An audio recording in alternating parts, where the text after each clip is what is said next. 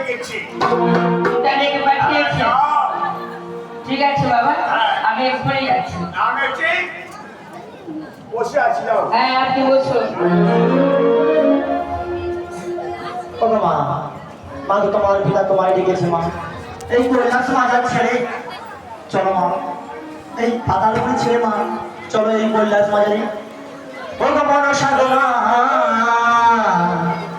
I মা, ও মনসা গো মা, I মা, ও মনসা গো মা, আই মা।